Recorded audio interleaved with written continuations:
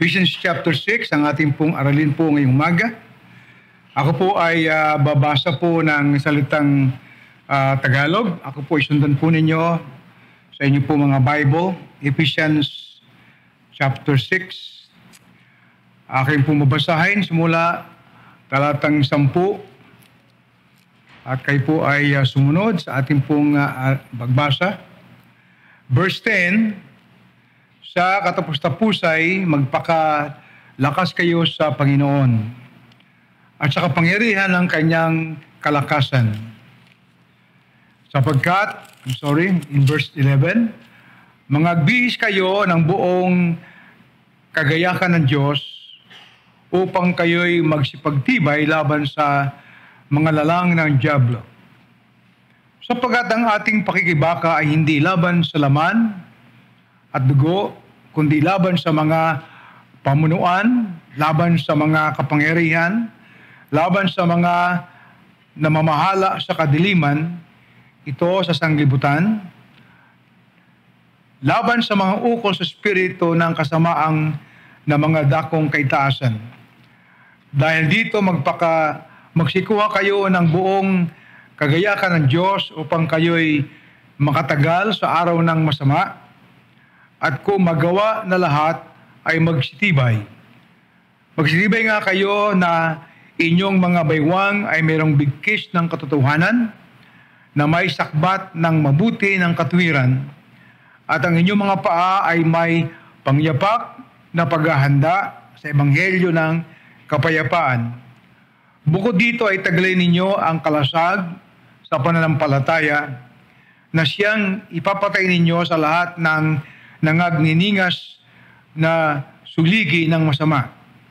At magsikuha rin kayo ng turbante ng kaligtasan at ng tabak ng Espiritu na siyang salita ng Diyos. At magsipagpanalangin kayo sa Espiritu sa lahat ng panalangin at daing sa buong panahon at mangagpuyat sa buong katiyagaan at daing na patungkol sa lahat sa mga banal. Tayo po'y mananalangin. Muli po, Amang Diyos naming makapangyarihan po sa lahat. Ikaw po na aming sinasamba sa oras po na ito. Kami po'y nagpapasalamat muli sa isa pang linggo at sa buong araw po ng isang linggong lumipas na aming pong muling tinaglay ang mga biyaya mo, Panginoon, sa aming pamilya, sa aming buhay, sa aming mga pangangailangan na iyo pong tinutugunan. Sa mga panalangin, Diyos ko, na iyong tinugunan ayon po sa iyong kalooban. At muli po, ang oras at pagkakatumpong na ito ay aming inaalay po sa iyo ang aming pagsamba, ang aming pagkilala na ikaw ang aming Diyos, ikaw ang aming Ama. Ikaw po ang sa amin po ay nagligtas kay Kristo Jesus na aming Panginoon. Kalugdan mo pong muli ang iyong banal na salitang aming binasa at maipahayag sa aming pong kalagitnaan. Dalangin ko, Diyos ko, na uli po ang banal na Espiritu, ang aming magiging tagapagturo. Bigyan kami ng kaunawaan upang ang aming isip at puso, Diyos, ay nakatuon lamang sa iyong banal na salita. Sa banal na pangalan ng aming Panginoong Jesucristo, ito po ang aming dalangin. And God's people will say, Amen. So ngayong umaga po, tayo ay tutungo ng muli sa huling bahagi ng ating pag-aaral ng ating pong tema about the armor of God. The last belt, the last armor na ating pag-aaralan. Have you noticed na mula doon sa dulo tayo ay umakyat? Ano po? At muli po, tingnan po ninyo, sabi po ni Paul sa ating talata, sa katapus-tapusan, sabi po ni Paul, after siya ay nagbigay po ng kanyang mga exhortations o paalala sa mga Kristiyano sa Efeso, kanya pong binigyan tuldok itong ating aralin. Sabi niya, finally, my brethren, sa katapos-tapusan, sabi po ni Paul, kayo ay magpalakas sa ating Panginoon at sa kapangyarihan ng kanyang kalakasan and the power of His might. In verse 14, ito ang ating lesson ngayong umaga, stand therefore, having your loins girt about with truth. Sabi po ni Paul, kayo nga ay tumindig na inyong suotin ang inyong mga bigkis, yung pong belt of truth. Stand therefore, having your loins girt about with truth.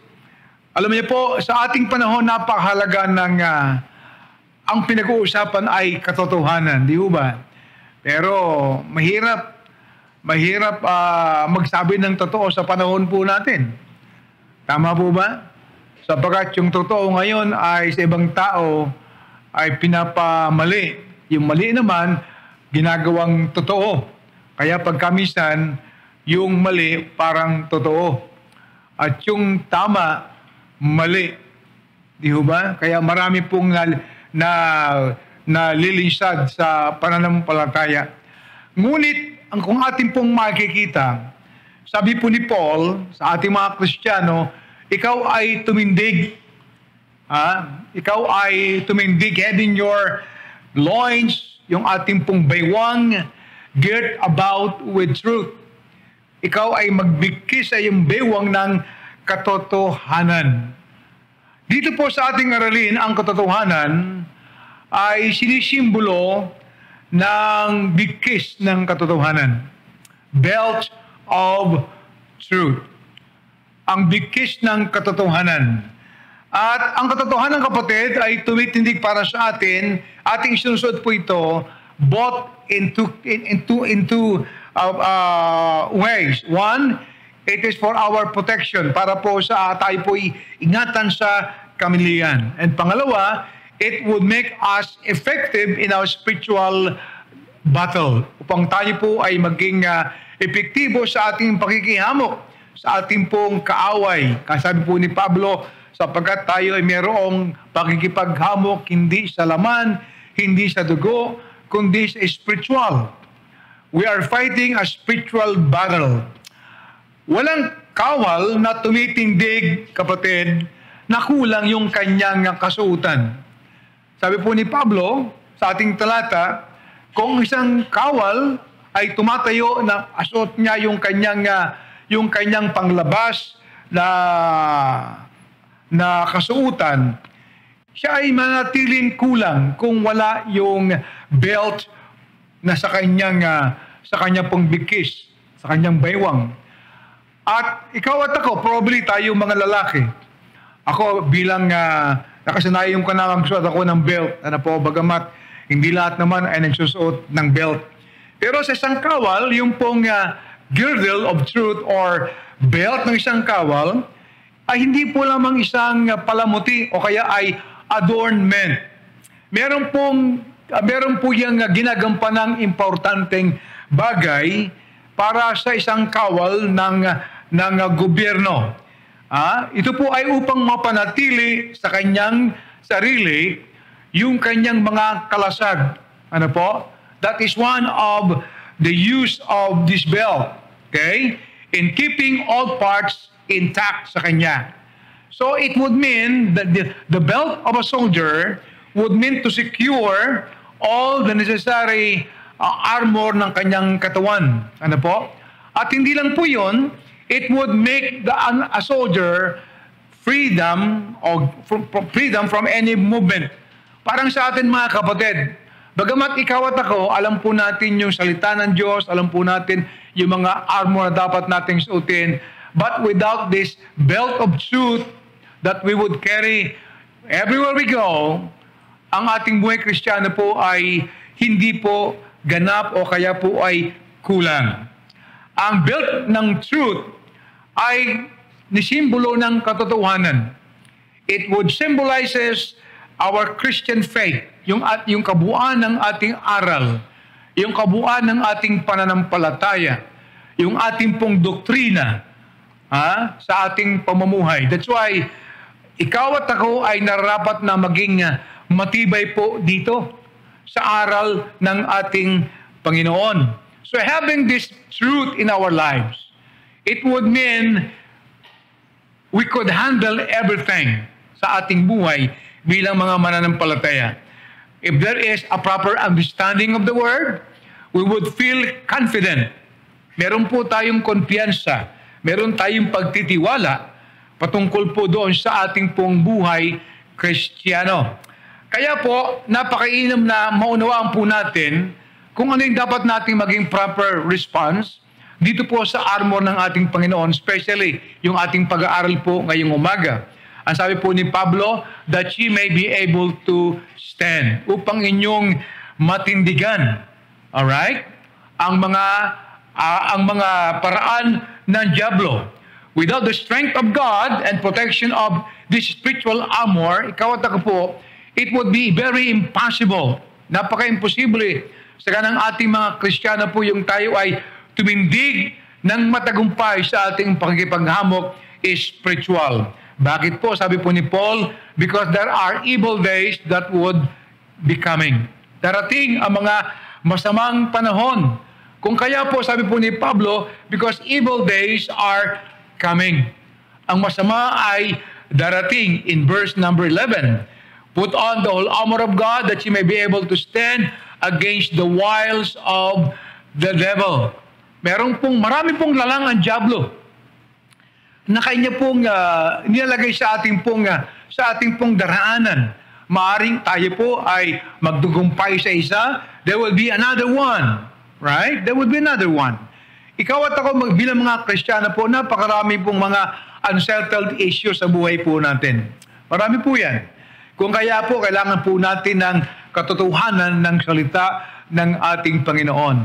And the only thing that we could overcome, not only the wiles of the devil in our life, even more our personal issues sa buhay po natin.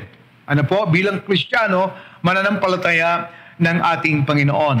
So let me give you 3 important points on how we could understand better what is this belt of truth. Number 1, let us see the persuasion of truth. The persuasion of truth. May I call your attention to Isaiah chapter 25, verse 1. Kindly open your Bible, please. Isaiah chapter 25, verse 1. The persuasion of truth. Isaiah said, O Lord, thou art my God. Panginoon, ikaw ang aking Diyos. I will exalt thee. I will praise thy name. Thou hast done wonderful things. The counsel of old are faithfulness and truth. Sabi po na Isaiah, Panginoon, ikaw ang Diyos, I will exalt thee. You have done wonderful things. Your counsel, meaning yung counsel, the words of God, of old are faithfulness and truth. Ang iyong salita ay katapatan at katotohanan. Now, why is it that every man should be persuaded of the truth? Hindi po ba? Tingnan po ninyo sa ating pong mga bali-balita po ngayon, hindi po ba? The greatest issue today, doon po sa ating mga nababalita, nangyayari sa ating pong bansa, is what is the truth? Right? What is the truth? So today, that is a big issue today. Right? Marami po tayong mga madidiscovering mga pangloloko ng ating mga opisyal sa gobyerno. Alright? And we have a good president na he want to discover what is real, what is true. At napaganda po ng layunin po, minamahal. So what is the truth? Alright? Now in John chapter 18, in verse 38, or verse 37 hanggang 38, to give you my first point about the persuasion of truth. Tingnan po ninyo, sabi po ng ating talata, in verse 37, John 18, verse 37 and 38. He said, everyone that is of the truth heareth my voice. Yan po yung last portion ng John chapter 18, verse 38. Sabi po ng ating Panginoon, bawat isa na nasa katotohanan ay nakikinig ng aking tinig. Ito po ang senaryo po dito, ang ating Panginoon ay nandun, nililitis po siya ni Pilato. He was before Pilate. And then the word of Christ said, everyone that is of the truth heareth my voice. And Pilate said unto him, what is truth? What is truth? Alright? Sa pag-iisip ni Pilato, ang katotohanan sa iyo, maaaring hindi totoo sa akin. But Jesus Christ was telling him, he that heareth, he wants the truth, should hear my voice. Siyang nais ng katotohanan ay dapat makinig ng aking tinig. Now, in this verse, makikita po natin na ang tao po sa ganang sarili po niya, yung ating isip, ano po? Bawat isa sa atin, by nature, ang ating kalikasan, kapatid, ay naghahanap ng katotohanan.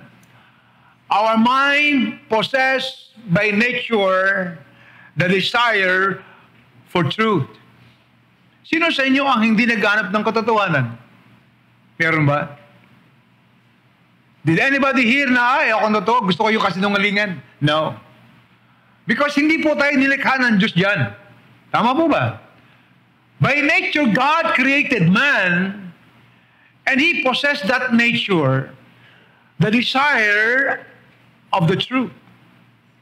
Yung kanyang naisin sa katotohanan. Amen? Sapagkat ikaw at ako, nilikha tayo ng Panginoon ayon sa kanyang wangis. Ang Diyos ay katotohanan. Kung kaya po ikaw at ako, we have the minds sa ating isip, we possess that nature of in us, the desire for the truth. Yung katotohanan para po sa, yung naisin para po sa katotohanan. Kaya sabi ng ating Panginoon kay Pilato, everyone that is of the truth, heareth my voice. Bawat isa na nasa katotohanan ay makikinig ng aking tinig. Ang sabi ni Pilato, what is truth? Hindi niya kayang paniwalaan na si Kristo yung katotohanan sa kanyang isip. Iba-iba ang katotohanan. There are objective and subjective truth, but Christ is the absolute truth. Amen? So why is it men have the persuasion, kapatid? Tayo, ikaw at ako, kapatid, meron tayong persuasion eh.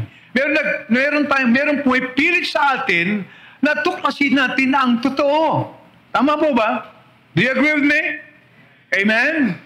Why? Sapagkat yan po yung paglikha ng Diyos sa iyo. You want the truth. The persuasion of truth. In Psalm 139, verse 1 and 2, ang sabi po doon ating talata, O Lord, Thou hast searched me and know me. Thou knowest my down-sitting and mine uprising. Thou understandest my thoughts afar off. In 1 Chronicles chapter 28, verse 9, sabi po ng sumulat, the Lord searches the heart. Ang Panginoon ang siyang sumasaliksik sa puso and understands all the intents of the thoughts. Jeremiah said, the heart is deceitful above all. Ang puso ay mandaraya sa lahat ng mga bagay. And desperately wicked. Who can know it? Sino nakakalam? The Lord said, I, the Lord, search the heart, I test the mind. Ang sabi ng ating Panginoon. I test the mind. So we could say na yung ating isip, kapatid, ay nagtataglay ng naising maghanap ng katotohanan. Everybody, every man, desire truth. We are persuaded in our inner soul what is the truth. Ano ang katotohanan? Amen? Ano ang katotohanan? In Romans chapter 12, sabi po ni Paul, in verse 2, but be ye transformed by the renewing of your mind. The battle, the mind of man is the battleground,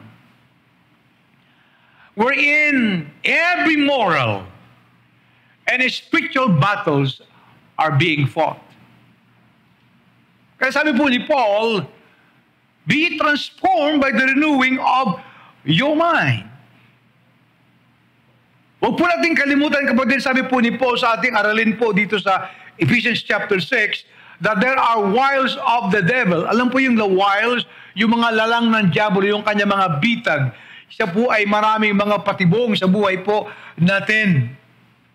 And this one was being classically explained doon po sa Genesis chapter 3, verse 1 to 6. Amen? Nang unang dayain ng diablo ang babae.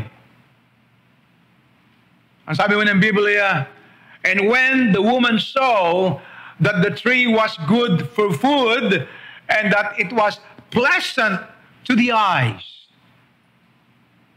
and a tree to be desired to make one wise. Ano sabi ng diablo sa kanya? Hindi ka mamamatay. Magiging katulad ka ng Diyos, knowing good and evil. And the same concept, the same principle was repeated by Paul. Inulit po ni Pablo po nang siya ay sumulat sa mga taga-Korinto. 2 Corinthians chapter 11, verse 3, sabi po ni Paul sa kanila, but I fear lest by any means, as the serpent, katulad ng serpente, na dumaya kay Eva, beguile Eve, through his subtlety, sa kanyang pandaraya, so your mind should be corrupted from the simplicity of the gospel. Upang yung mga isipan ay kanyang sirain. Sa kasimplihan ng Ebanghelyo ni Kristo. Alam niyo po, kaya po ang mga tao, kapatid, ay nagnanais tayo ng ating katotohanan. That's why we need to have to put on the belt of truth. Today, the truth is suppressed. Paul said in Romans chapter 1, verse 18, for the wrath of God is revealed from heaven against all ungodliness and unrighteousness of men who hold the truth in unrighteousness. The word hold the truth means suppress the truth. Pinipigilan ng katotohanan. And that is hold the truth, hindi hinawakan, but it means to suppress the truth. Para bang sinasakal ang katotohanan. Upang ang katotohanan yan ay hindi lumabas. Not only that, not only the devil would like to suppress the truth, the devil changed the truth. In Romans chapter 1, verse 25, Paul said, who changed the truth into a lie. Pinalitan ang katotohanan ng kasinungalingan.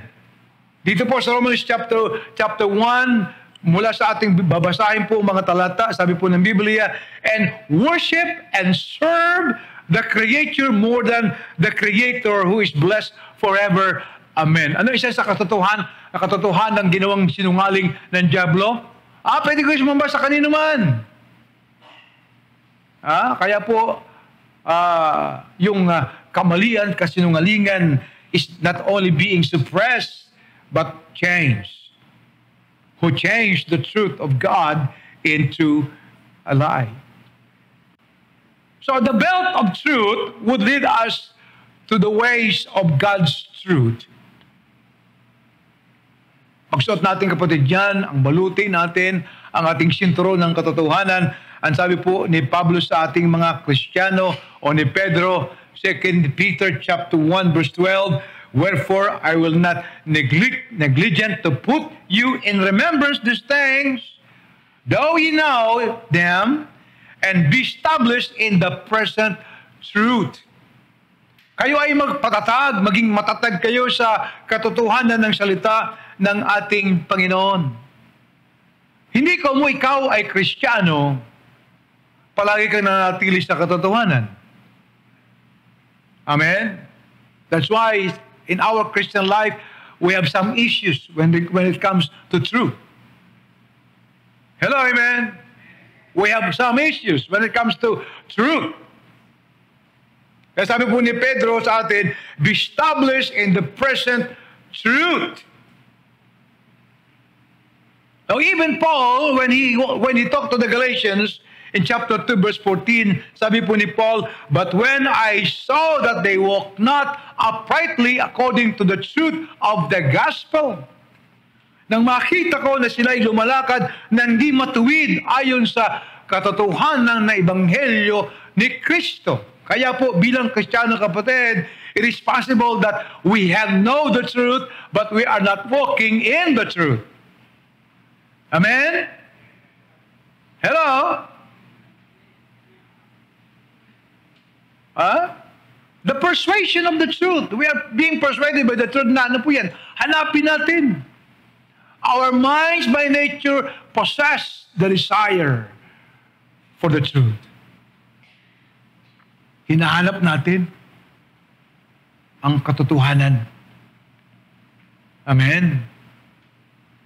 Secondly, our faith is empowered by the truth. Not only ikaw at ako yung ating isip, by nature, we possess that very nature, the desire for truth. Sabagat doon tayo nilikha ng Diyos sa katotohanan. Ayaw mong ikaw ay daya, hindi po ba? Pag pupunta ka ng palengke, naku, suki, ikaw ang unang-una. Pambira, alas 10 na, una-una ka pa. Alas ubus na nga yung ikaw pa rin ang buena mano.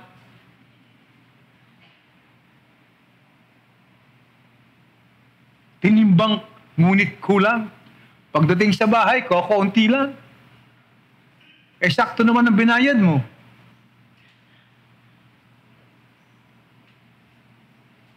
Faith empowered by the truth. Yung pananampalataya, ang aking pananampalataya, kapatid, ay napagtitibay sa katotohanan. In one of the events of Christ's life and the disciples in John chapter 6, sabi po doon, time came na ang mga disipulo ni Kristo ay nagsipagdami na.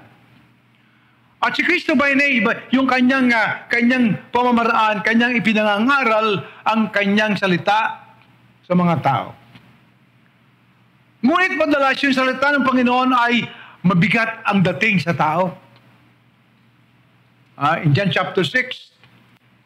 And it says, time came that many of his disciples walked no more with him. They were offended doon sa turo ni Kristo. In John chapter 6, verse 68 to 69, ang sabi ng ating Panginoon, "Will you also go away?" Kayo din ba ay aalis? Kayo din ba ay lilisan? Do you have your Bible with you? Amen? Open your Bible, not your cell phone.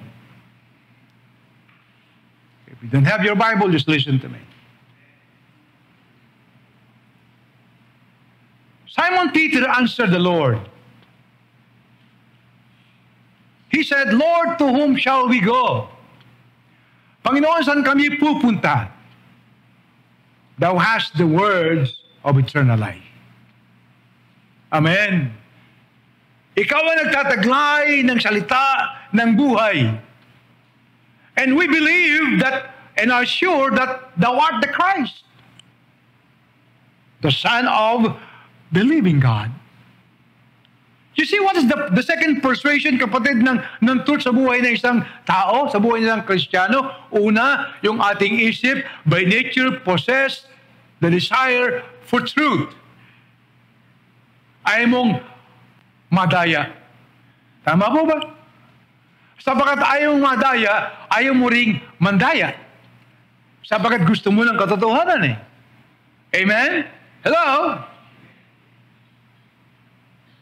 That is the first persuasion. Ikaw at ako, our mind by nature possess the desire for the truth. Hinahanap natin yung totoo. Totoo. Totoo. And that's the biggest issue today, everywhere in the world. The truth. Sa ating gobyerno, ganun din. the truth. Ang buhay Kristiyano, ganun din, truth. The second persuasion is our faith. Paano natin mapapalakas yung ating pananampalataya? Hindi sa kasinungalingan, kundi sa katotohanan. Ang sabi po ni Pedro sa ating Panginoon, Lord, you have the words of God. Saan kami pupunta? Thy word is truth. And we believe and we are very sure that you are the Christ, the Son of the living God. The third persuasion why we want the truth is because our life is purified by the truth. Our life is purified by the truth. Yung ating buhay, kapatid, ay pinapaging sakdal ng katotohanan. Tama po ba? Hello? Our mind, our life, our faith.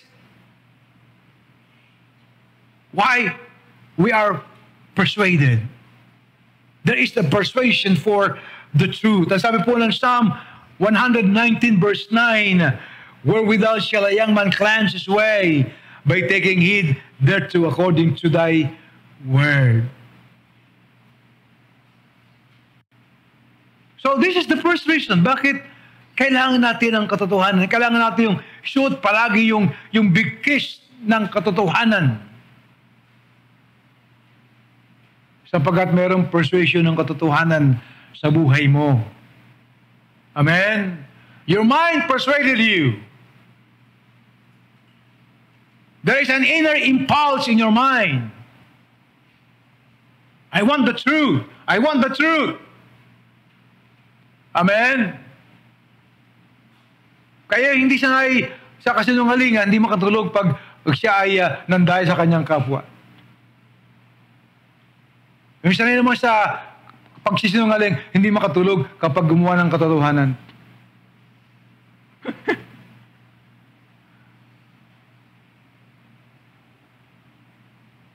Our faith is empowered.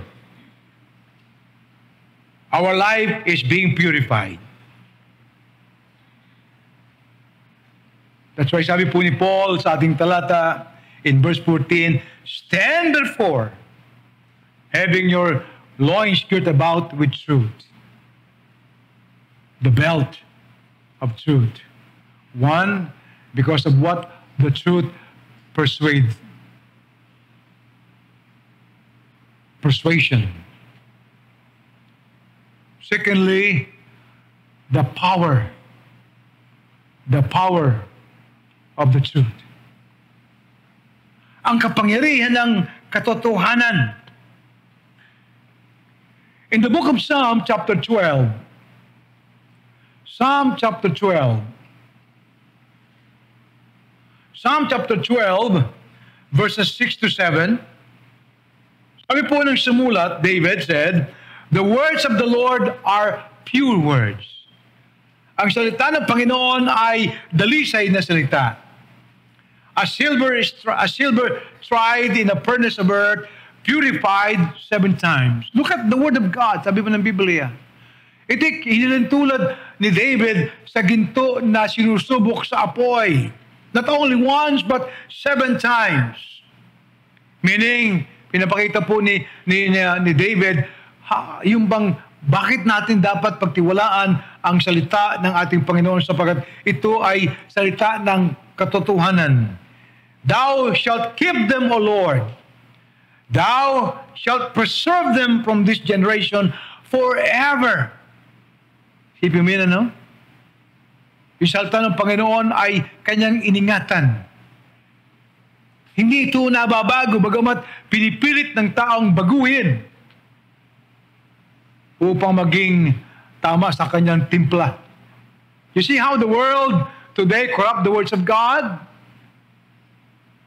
They make it simple without realizing the real essence ay nawawala. Kaya po tayo mga Baptist, mga Bible Baptist, we stick on the King James Version.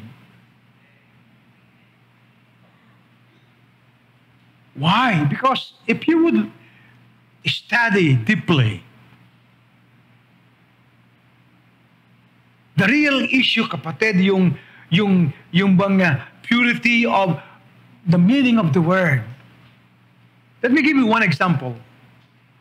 Yung pong ating Panginoon, sabi po ng Isaiah sa pagkasilang ng Messiah, a virgin shall conceive and bear a son. Sa bagong version, a young woman shall conceive. What's the difference? Ano man pagkakaiba? Hindi mo nakita ang pagkakaiba?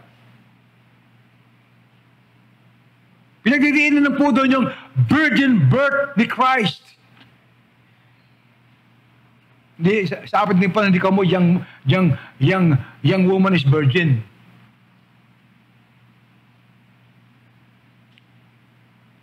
A virgin shall be with child. That's the big difference. Some people are fighting for truth. Ano man totoo talaga? Kami ang nasa totoo. Sila ang nasa kanungalingan. Others would say what is true to you does not mean true to me. But let me tell you, Jesus said, I am the truth. Amen? John 14:6 said, I am the truth. Sabi na ating Panginoon, I am the truth.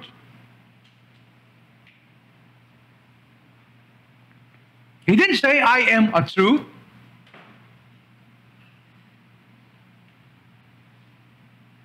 But he said, I am the truth. A definite article that says, I am the truth. He didn't say, I am like the truth. He said, I am the truth.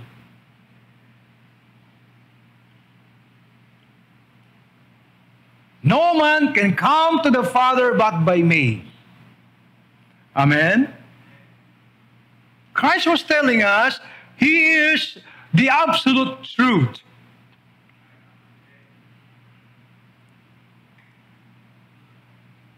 Amen?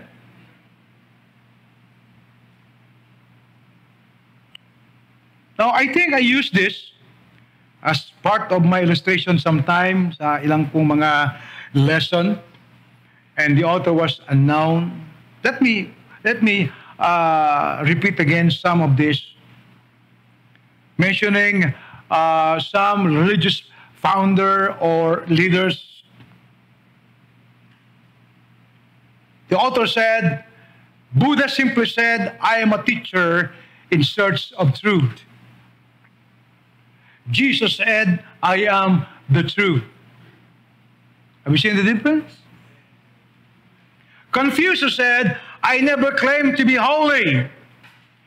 Jesus said, who among you can convince me of sin? Have you seen the difference? Muhammad said, unless God throw his cloak of mercy over me, I have no hope.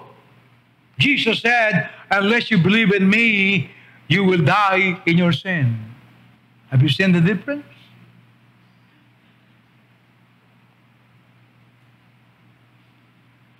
Ang ating Panginoong minamahal na Jesucristo,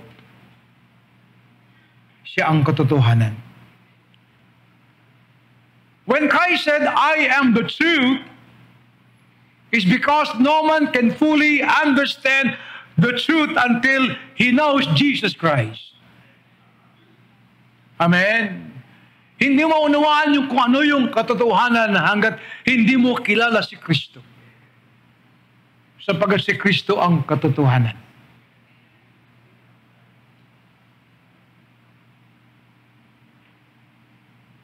Not until people would accept and listen to Christ Because truth in its purest form is found in the person of Jesus, sa ating Panginoong Hesus Kristo. Kaya po yung sabi po ni Pablo sa atin, put on the belt of truth. Every time na we put that on, bilang Kristiyanong nagpapatotoo kay Kristo, kapatid, we are connecting ourselves to the truth who is Christ Jesus, that would protect us from all evil, that would protect us from all deceptions and lies of the devil. Amen. Kaya pagkat wala pong dadaig sa kasinungalingan ng dyablo, ang katotohanan lamang ni Kristo. Nothing could defeat the devil's lies, but only Christ who is the truth. Amen? Ganun din po tayo bilang Kristiyano. We have some issues in our life in relation to truth. And there is no way we can fight back and become victorious unless we always be reminded na suotin mo ang bikis ng katotohanan. Remember, the truth is in Christ. Amen? At hindi lang ikaw ang narapat na makaunawa ng katotohanan, kundi bawat tao ay nararapat na malaman ang katotohanan. Right?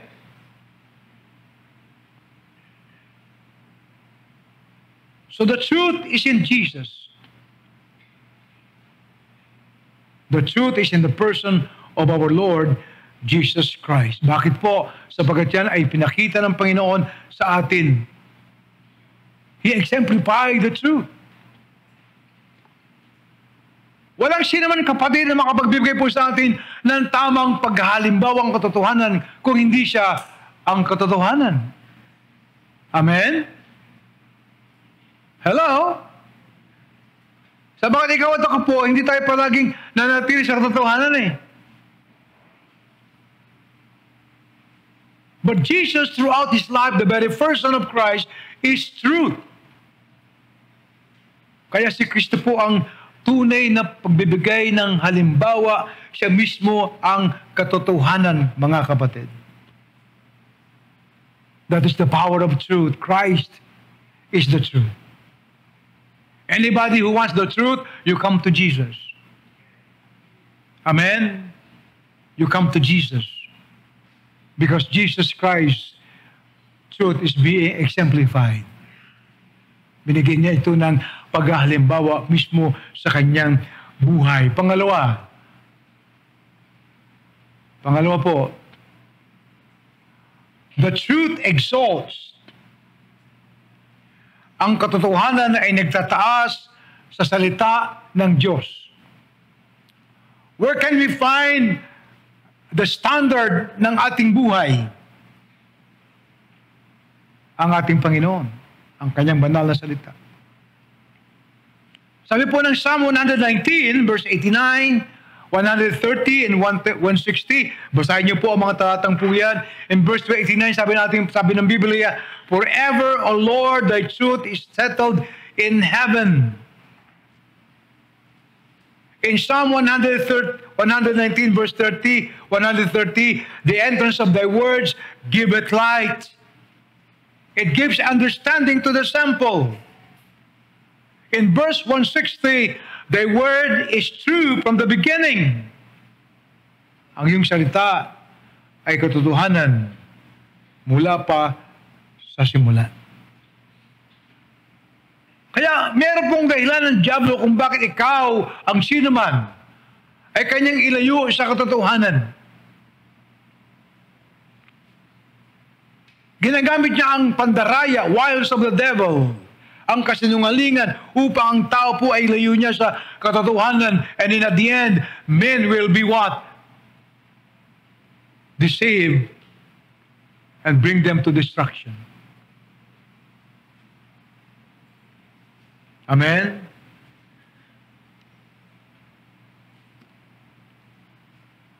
I believe this must be our practice sa buhay natin. Look at that. if we would store the Word of God in our minds. Remember the persuasion of truth? Our mind possesses by nature the desire for the truth. The first persuasion. The Word of God stored in the minds makes one wise.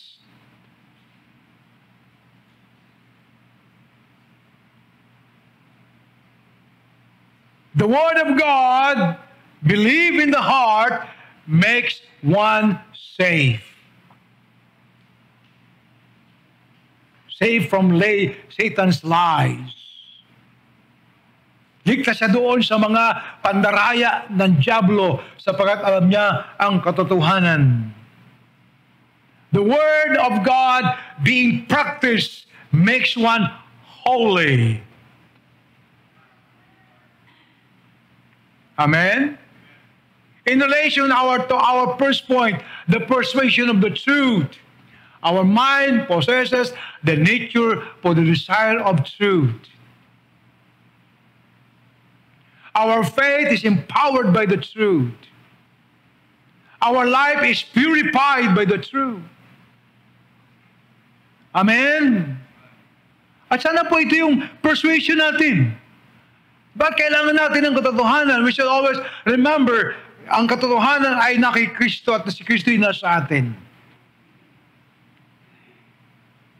That's the second power. Truth has been exemplified in the life of Christ because Christ Himself is the truth. Amen? Truth exalts the Word of God as our standard of life. Siya po yung standard ng buhay po natin. Right? And then number 3, truth exact freedom. Ang katotohanan, kapatid, ay nagbibigay po ng kalayaan. In John chapter 8, verse 32 hanggang 36, sabi po na ating Panginoon, and you shall know the truth, and the truth shall make you free. If the Son therefore shall make you free, you shall be free indeed. So ang katotohanan nagpapalaya. And that is the third power of the truth. Amen?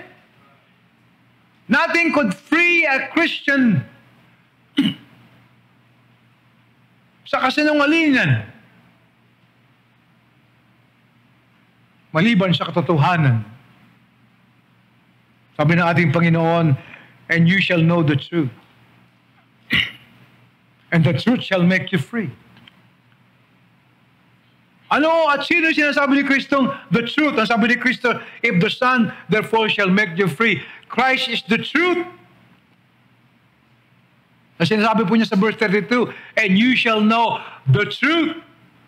Not a truth, but the truth. Amen? If the Son therefore shall make you free, it is the Son of God that is the truth. If Christ is in you, you are free.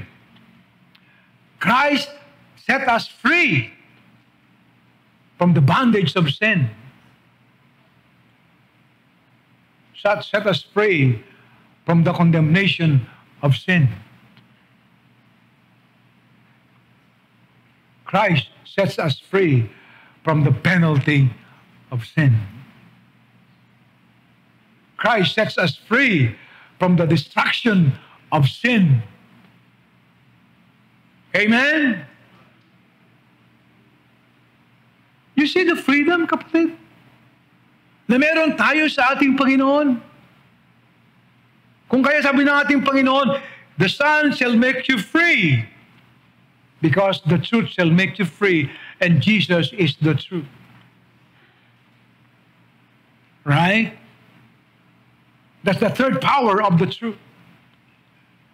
And the fourth power was, or is, the truth exposes lies. The truth exposes lies. Ang katotohanan ay naghahayag ng kasinungalingan. Kaya yung issue ngayon sa ating gobyerno, di ba? Ini-expose ng ating Pangulo, mga corrupt na mga congressmen, corrupt na senador, corrupt doon sa gobyerno. Hindi lamang libo-libo, bilyon-bilyon na pera ng bayan. Kaya, ang paghihirap ng mga Pilipino, isisi nyo natin sa mga corrupt na mga tao.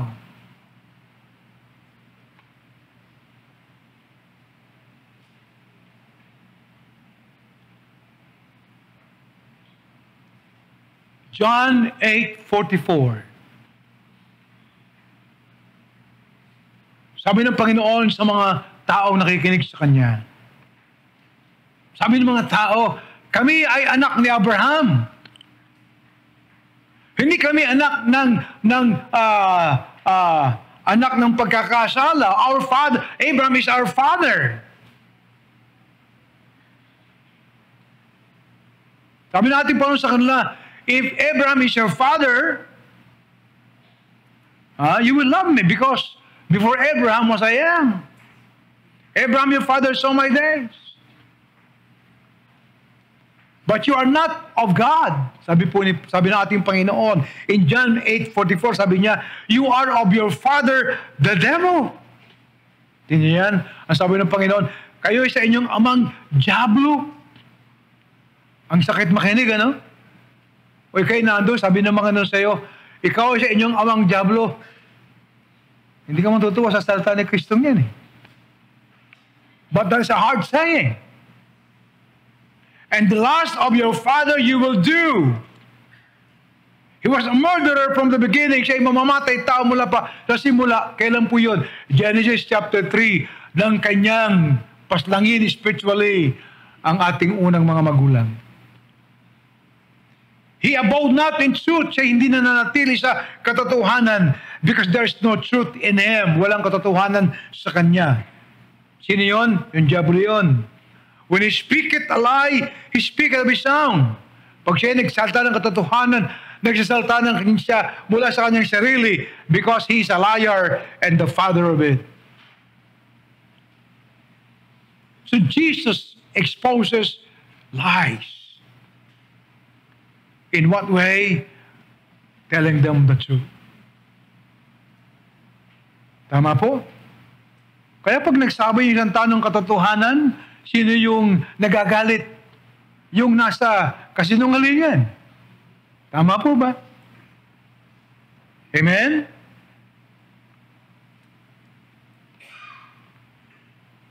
You know, in the scripture said, God is truth.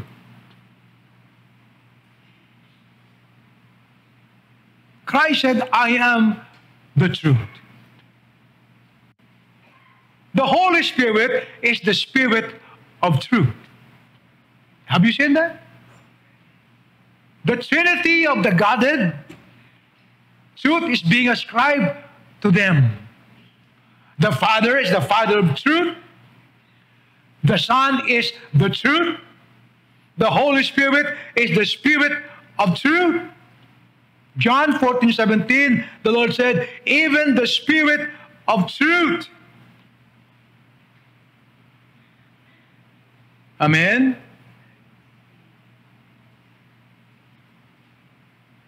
Only truth can expose lies.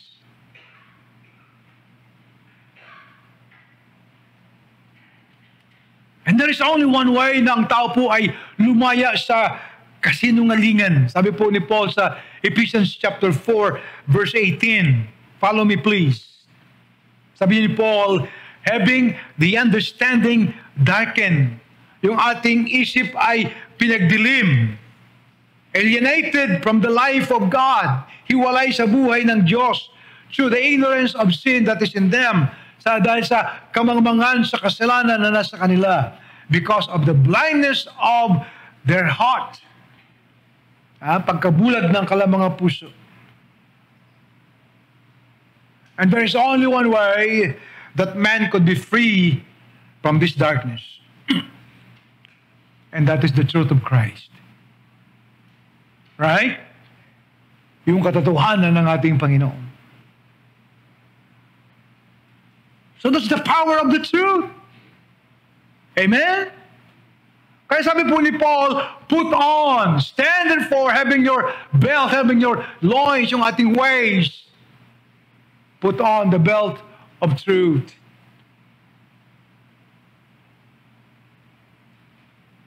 The belt of truth.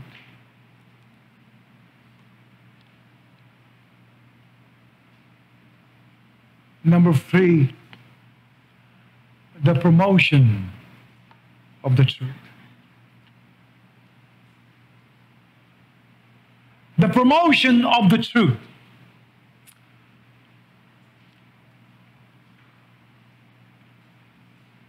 In 1 Peter chapter 4,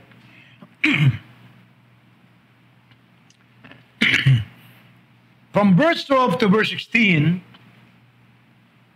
1 Peter chapter 4, tingnan po ninyo kung paano po ang katotohanan is being promoted o itinataas natin sa buhay natin.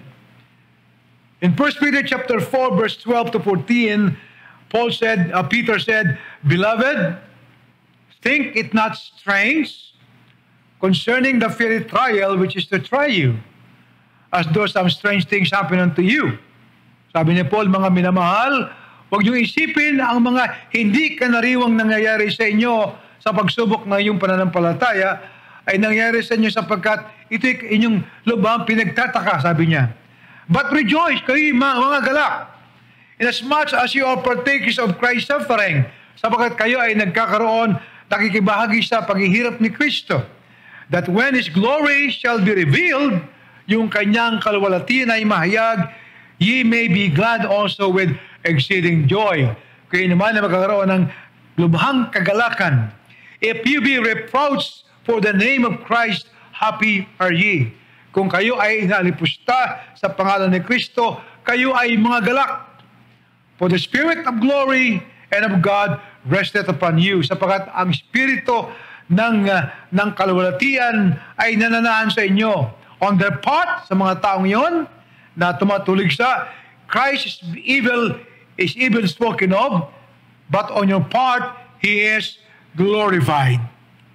In verse 15, let none of you suffer as a murderer, or as a thief, or as an evildoer, or as an busybody in other men's matters. Yet if any man suffer as a Christian, let him not be ashamed, but let him glorify God on this behalf. Ano sabi ni Pedro? How can we promote the truth? Sabi ni Pedro, kung kayo ay inaalipusta sa pangalan ni Kristo, huwag kayong malumbay. On your part, Christ is glorified. On their part, Christ is being evil spoken of. Sa ngalang bahagi si Kristo ay sumasama, ngunit kayo, siya inyong pininiwalahati sa buhay ninyo. You see, every time a believer of Christ is being persuaded by the truth in his mind, in his life, in his faith, the truth is promoted. Amen. Pinapakilala natin ang katotohanan.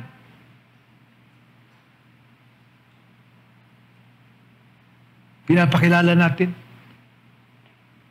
Kaya po yung ating pananampalatayang sinusubok, yan po ay promotion of the truth.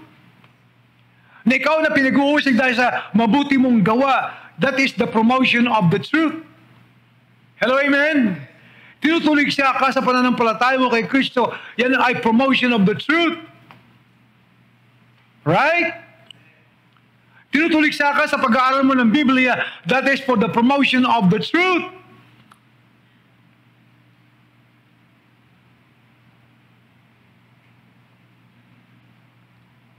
I have two things for you under this. Number one, walk in truth. the dynamic present.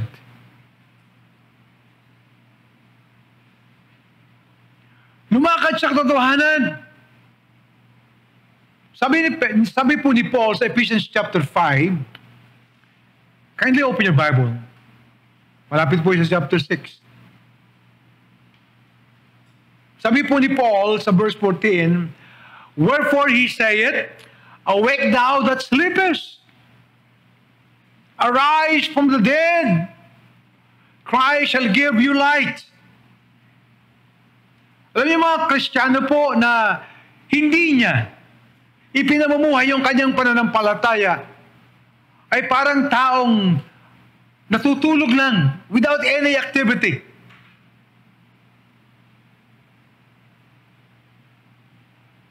You know, Christian faith is dynamic. What do I mean by that? Merong puwersa, merong kapangyarihan. When we say dynamic, meaning spiritual and mental energy and force. Dynamic present. Nakikita natin, kapatid, nakakita mo sa buhay ni Kristo yung kanyang pananampalataya sapagkat the truth that we have, kapatid, ay ano po yan, gumagawa sa buhay po natin eh. Upang hindi ka manatili doon sa iyong pagtulog na Kristiyano. Nakikita ng tao ang enerhiya ng katotohanan sa buhay mo. Bakit? Nakita niya kung paano ka gumagalaw, kung paano ka nag-iisip, kung paano ka nagpapasya ayon sa katotohanan ng ating Panginoon. And that is what I call the dynamic present ng iyong buhay. If you're still sleeping as a Christian, sabi ni Paul, awake! Hello? Awake!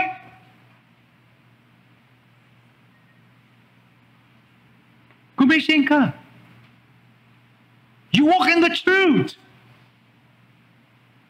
Diyan natin mapopromote ang katotohanan. Tama po ba? Sa ating panahon, sabi ni Paul sa mga Kristiyano sa Efeso, awake thou that sleepest. Marami mga Kristiyano is in the state of what? Spiritual sleep. There is no dynamism in their Christian life. Huh?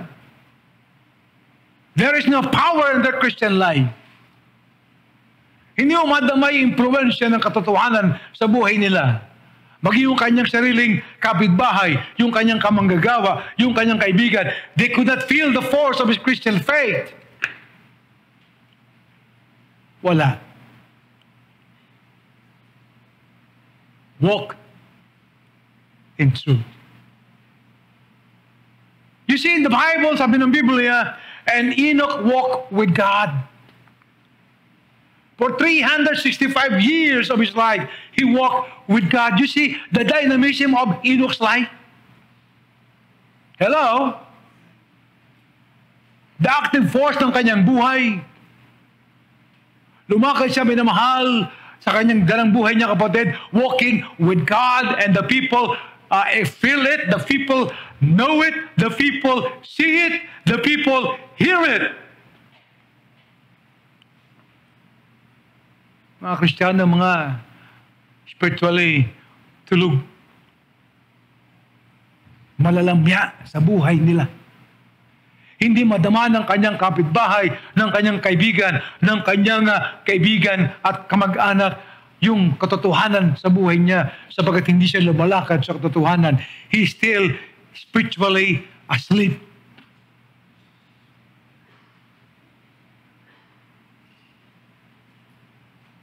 Hello? Awake? Be active. Let your truth felt by your neighbor. Walking in truth. Amen? Yun na yung dapat natin gawin eh. That is how we can promote the truth. Not to be silent. Hindi yung ikaw ay kampante ka na, basta alam ko, saved na ako, wala na akong gagawin. Let me tell you, Christian, yung kapitbahay mo hindi saved. Yung mahal na buhay sa buhay ay mamatay nang wala pang kay Kristo. Still, you are sleeping, doing nothing. Hello?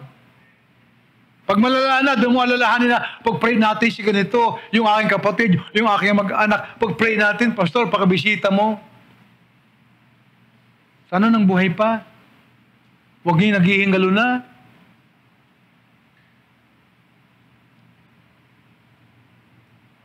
Bakit? Sapagkat siya ay tulog. There is no dynamism in his spiritual life. Hello? Alam mo, pag ganyan ng mga Kristiyano, wala. Hindi makita ang katotohanan sa kanyang buhay. Ilakad mo ang katotohanan. Hello? Makita ng tao ang katotohanan. Madama ng tao sa iyong pamumuhay ang katotohanan. Makita ng tao minamahal ang kahayagan ng katotohanan, and that way, the way of promoting the truth. Don't be silent. Speak out. Hello, amen.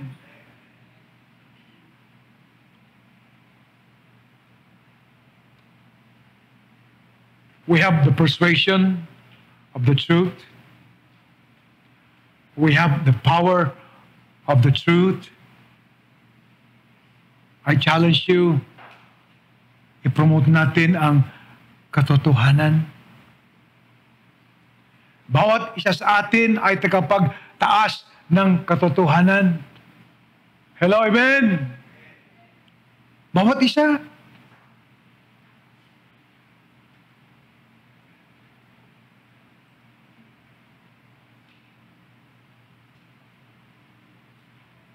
Hindi tayo tumitigil sapagkat alam natin na people should hear the truth.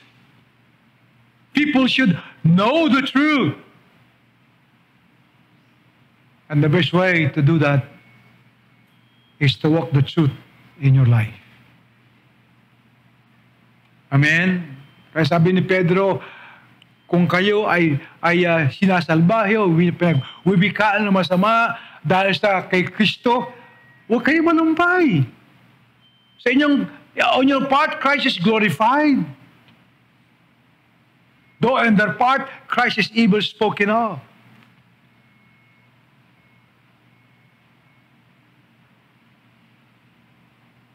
The life of Daniel was another example of a dynamic faith in his present. Sa kanyang panahon, just like Enoch, kay Daniel, sa kanyang mga kasamahan, now today is our time. Hello? Meron tayong halimbawa ni Daniel, ni Moses, ni David, ni Enoch. What about us today? What about us today?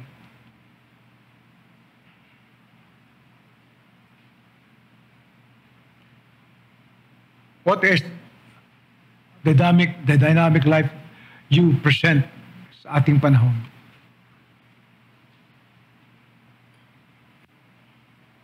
Alam mo, natutuwa ako na nakikita ko yung mga Kristiyanong sumasamba paglinggo. Yung Sunday, sumasamba tayo. Nakikinig tayo sa salita ng Panginoon. We are being fed. We are being energized by the Word of God. You know what? Ang practice niyan ay mula Lunes hanggang Sabado. Tama po ba? Doon natin practicein yung ating nadinig paglinggo. Doon po natin ganampanan yung mga challenge ng salita ng Diyos na nadinig natin paglinggo ng umaga, linggo ng hapon. That is how and why we need to present the dynamic power of the truth sa buhay ng tao. Hindi para lamang ikaw at ako ay tuwing linggo nag-iipon tayo ng katotohanan, ng enerhiya.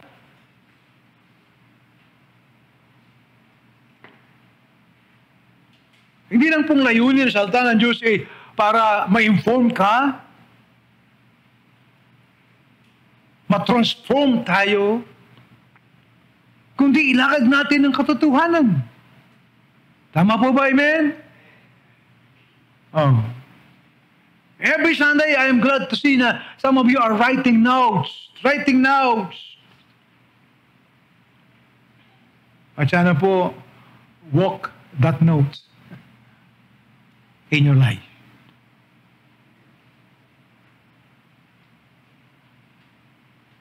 Promotion of the truth.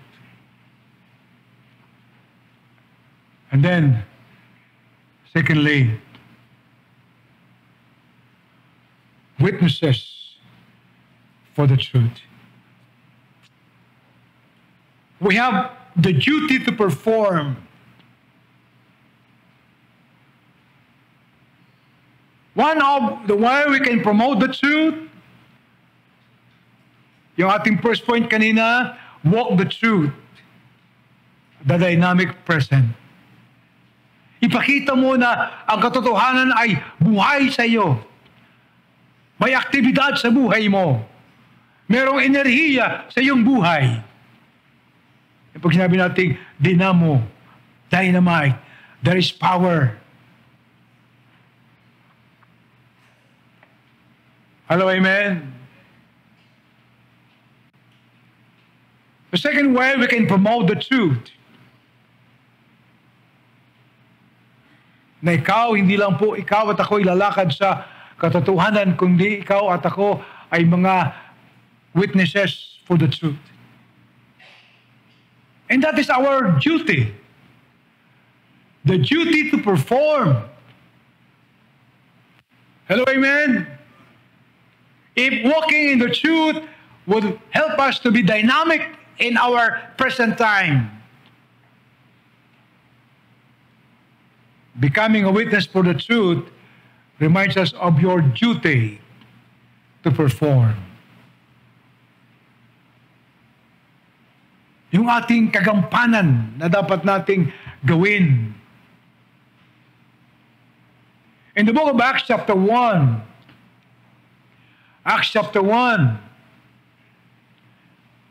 in verse 8, the Lord said, "And you shall receive power after that the Holy Ghost is come upon you." Acts chapter 1. "And ye shall be witnesses unto me, both in Jerusalem, and in Judea, and in Samaria, and unto the utmost parts of the earth." In Revelation chapter 12, verse 11, it says, "And they overcame him," that is the devil, "by the blood of the Lamb, by the word of their testimony, and loved not their lives unto death." So, how can we promote the truth? Be a witness. Hello, amen? Maging patotoo ka ng katotohanan. Ang sabi natin, Panginoon, "You will be witnesses unto me." You will have the Holy Spirit that will give you the power. And then he said in Revelation chapter 12, "And they overcame him." Yung mga mananampalataya doon sa book of Revelation, sinasabi po ni John, "By the blood of the Lamb, by the word of their testimony." So, magitan ng salita ng kanilang mga patotoo. There will be times, darating ang panahon, that the truth will be placed under persecution. At nakita natin po yan sa kasaysayan na ang katotohanan po ay pinag-uusig.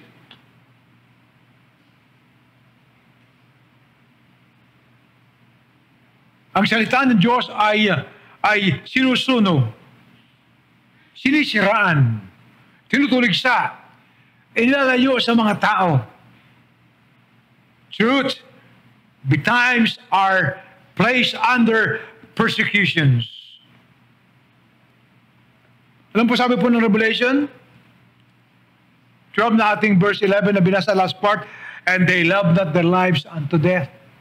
Why? Because their testimony for the truth would mean not only physical persecution, but rather death. Kamatayan sa kanila. Amen? And yet, they overcome. They overcome. So how can we promote the truth? Number one, walk in the truth. Let the people feel the dynamic of your faith. The power of the truth in your life.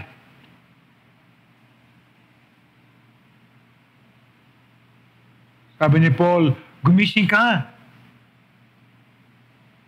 sa katotohanan. Lumakad ka. And then secondly, we are witnesses for the truth.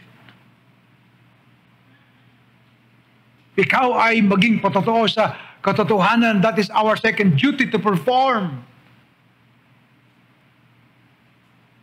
Amen? Kung ikay Kristiyano na, tinanggap mo na ang ating Panginoon, huwag kang manatili sa pagkahimbing spiritually. Comforted because you are free. Walk in truth. Let your life have the power to be felt by your friends and neighbors. Be a dynamic Christian in your present time. Hello, amen? And be a witness for the truth. 2 Thessalonians chapter 2, verse 10. Tingnan po ang reminder ni Paul. 2 Thessalonians chapter 2, verse 10. Sabi po ni Paul, and with all deceivableness, sa buong pandaraya, tingnan po niya yan, and of unrighteousness in them, because they received not the love of the truth, that they might be saved. Ano sabi po ni Paul? With all deceivableness and unrighteousness, lahat ng pandaraya at hindi makatwiran, ginawa ng dyablo, because they received not the truth. Sapagkat hindi tinanggap ang pag-ibig sa katotohanan, that they might be saved. Walang taong maliligtas hanggat hindi niya tinanggap ang katotohanan. At ang katotohanan ay si Kristo. Sabi ni Kristo, ako ang katotohanan. Walang sino man ang makakarating sa Ama kung hindi sa pamamagitan ko. Ako ang katotohanan at ako ang magpapalaya sa inyo. Hello, amen? Kung meron dito na hindi mo tinanggap ang ating Panginoon, ikaw ay nasa kamalian pa. Ikaw ay nasa kasinungalingan. Ang magpapalaya sa iyo ay si Kristo. Tanggapin mo siya. Sapagkat siya magpapalaya sa iyo.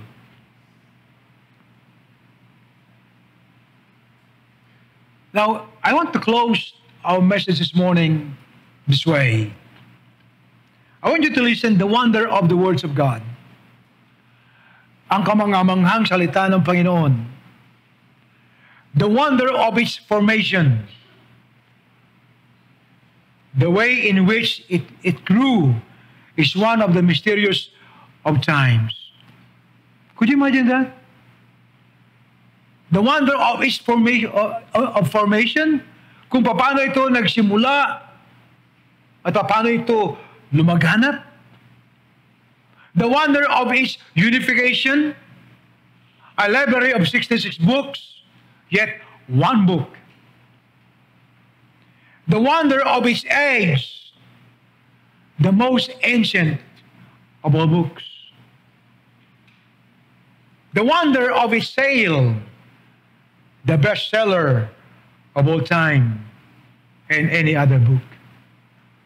The wonder of his interest, only book in the world ever read by all classes of people. The wonder of his language, written largely by uneducated men, yet the best book from literary standpoint. The wonder of its preservation, the most hated of all books, yet it continues to exist until today. Why? Sa pagsabi ni Kristo, heaven and earth shall pass away, but my word shall not pass away. You see, that's the wonder of the truth of God's word. The wonder.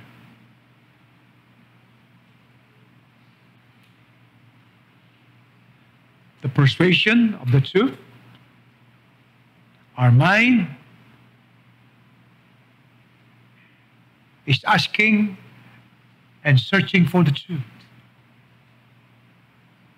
Our life is empowered by the truth. Through faith natin. Our life is being cleansed or purified by the truth. And considering the power of the truth, kapatid. And now we have our obligation for the truth. And that is to promote. Itaas, itanghal sa mga tao. Be a witness for the truth.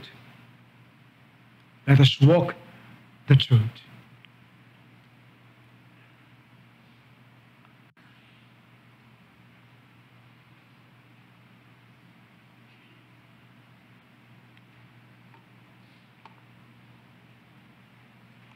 The Word of God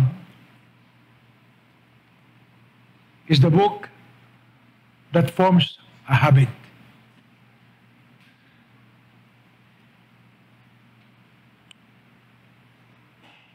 This book is a habit-forming book.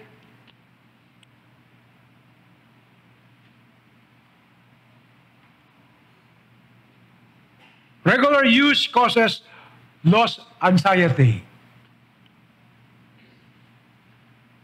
Decrease the appetite for lying,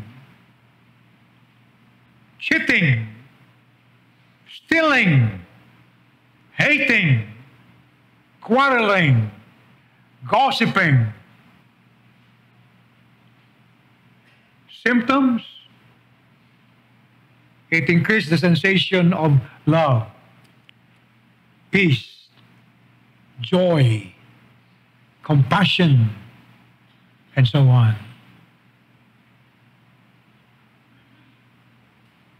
And that is the Bible, the Word of God. Sabi ni Paul, stand therefore, having your loins. The loins is your waist. Just like a soldier, meron po siyang belt na sinusuot. To us, that is the truth. We cannot fight back. We cannot be victorious.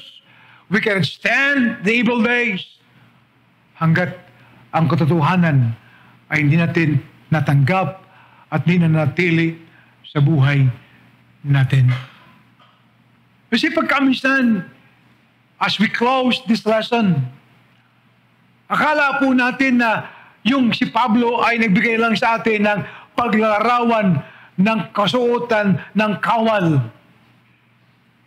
Ngunit, ang katotohanan ko, ang kawal na yan, ay hindi po niya susutin ang kanyang buong armor. He cannot fight well. It could not secure victory and personal security. Ganun din tayo. Every part of the armor is an essential part of a Christian battle. Amen.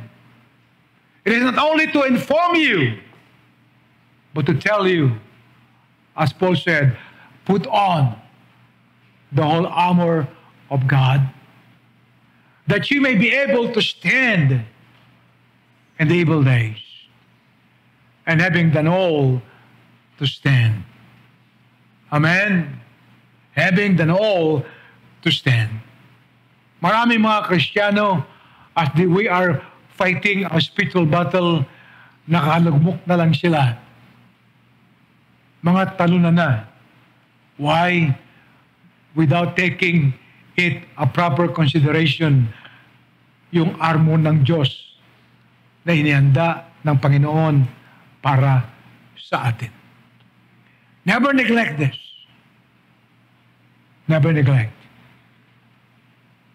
You are safe and secured when you have put on the whole armor of God. Sabi ni Paul, for we wrestle not, we are not fighting against flesh and blood. We're fighting against darkness. We're fighting spiritual wickedness. We're fighting the devil. We're fighting Satan.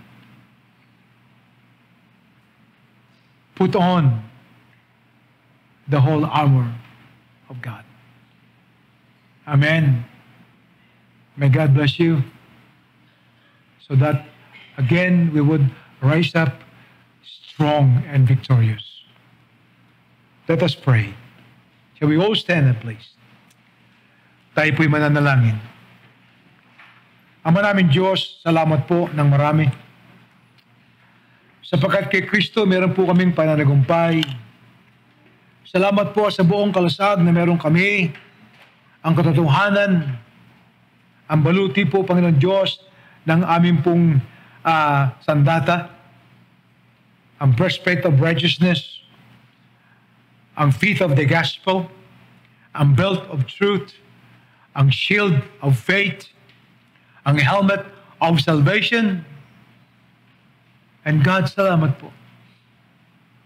Ano po higit namin maunawaan kung bakit at nararapat na palagi namin itong sinusuot sa aming pong buhay, sa aming paglilingkod. Salamat po Diyos, patawarin po kami sa aming mga pagkakasala. Sa pangalan ng aming Panginoong Jesucristo. Amen.